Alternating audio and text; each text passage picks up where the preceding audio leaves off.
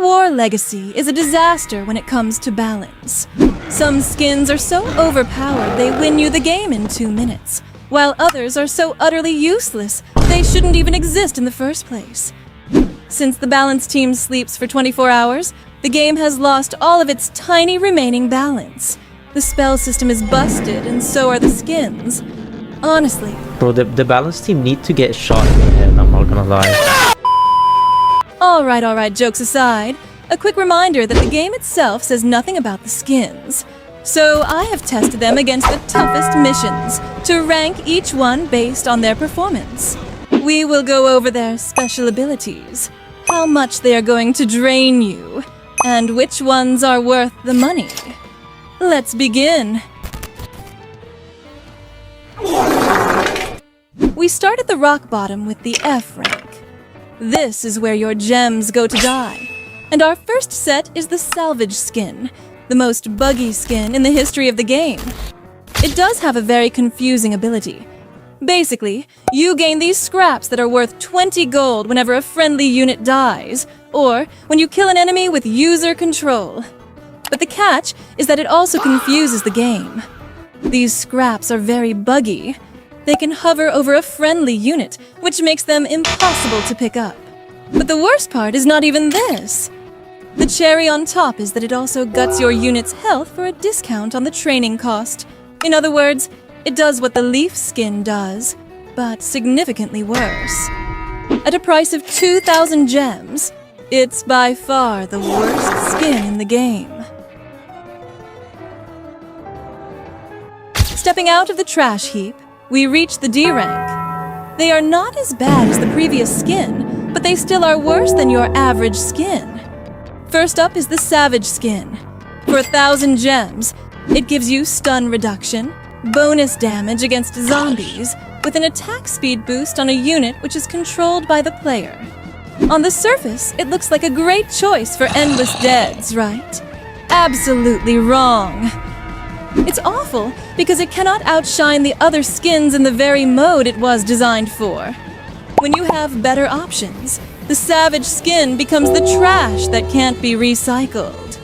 Unless you enjoy throwing your gems into a black hole, never buy this as your first skin.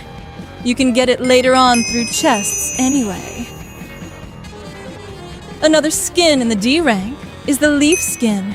It's the cheapest skin in the game, and it offers faster training alongside a discount on the price of training a troop. It is also the best beginner skin in the game since you unlock the Giant's Earthquake ability. However, as you face bigger threats, such as pummeler giants, it becomes useless on every unit except the miner. Training units faster is pointless if those units get shredded when they touch the front line.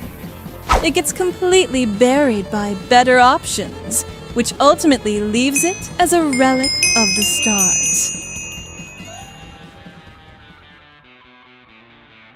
The C-rank skins are not that good, but are not that bad either. They are average, and sometimes can be really useful. The lava skin reflects burn damage that scales with the enemy's damage, whilst burning enemies when you attack them. The user control burn damage is extremely high. Every tick deals 32 damage, and with a total of 4 ticks, it deals a total of 128 damage, which is 2 times more than the Voltic skin.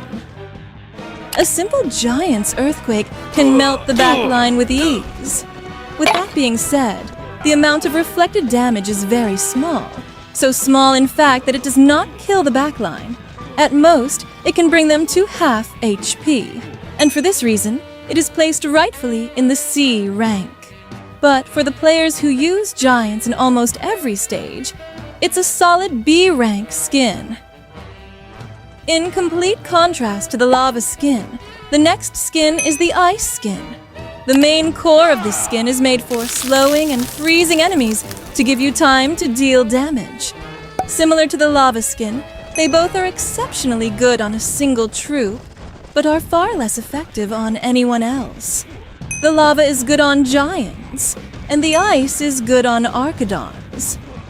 It is made as a support skin, so it struggles to deal with enemies on its own, but its synergy with other skins is unmatched. By itself, it is pretty bad, but paired with other skins like Undead, it can support them massively, so it also goes in the same rank as the lava skin. There is only one skin in the B rank, and it is the Vamp skin. It ranks higher than the previous sets because of the area damage and lifesteal, even though the cost is quite high. With a beautiful look, it grants poison immunity, 20% lifesteal on each attack, and area damage when you control any unit.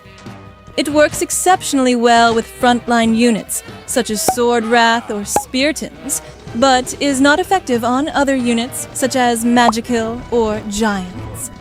They don't take enough damage, or don't have the attack speed to heal themselves in a steady way, and for that, it's placed in the B rank. At this point, every skin that has been ranked is below average or slightly better than the rest. But now the upcoming skins are so broken. They can beat every challenger in tournament mode and can clear every level of weekly missions with ease. Moving into the A rank, the first skin is the Undead. Every time you kill an enemy with a unit that you control, or when your unit dies, they rise back up as a zombie to fight alongside you. Now, it doesn't look strong on the surface like others, and I don't blame you. The face value of the skin is very weak, but it has a very overpowered ability. The broken aspect of the skin is that the zombie reanimated will be the type of unit that has the skin. For example, if a spearton dies, it reanimates back as a zombie spearton. If an archer dies, they reanimates into a throwing zombie. The great thing about this is that you can start a battle with a small army and end it with a massive horde twice the size of what you began with. It creates an endless wall of bodies that the enemy cannot break through. The next one is the Voltic skin, and this is easily my favorite pick. It is a masterpiece of destruction and satisfaction. The chain lightning effect is beautiful to watch as it tears through entire waves instantly. All it takes is one lightning and the whole army gets erased. The units against you don't matter whether it's archers or any other unit. One chain can either kill them or bring them half to death. This skin is strong and has a very creative idea, but it also is not the strongest. Standing alone at the top is Pyro Blaze, the most toxic, game-breaking skin in the whole game. This skin is so broken that it outperforms every spell in the game, and is barely fair for the enemy to fight against. It upgrades your units to ballistic missiles if you use it right, but the ability is kind of complicated, so here is how it works. Every kill you get by controlling a unit triggers a massive explosion that deletes everything nearby. When you attack an enemy under manual control, you charge a Pyro Blaze bar that stacks up to 5 times.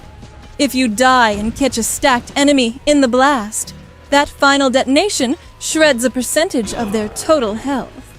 Entire enemy waves vanish before they even reach your backline, and even the toughest units like it or the buffed boss become a complete joke. If you are looking for the most broken skin, then this is the one.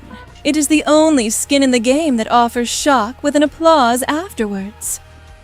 And that wraps up the rankings. Now you know which skins rule at the top and which skins belong in the basement. Your skin choice decides how hard the game becomes, so choose wisely. Anyway, see you all later.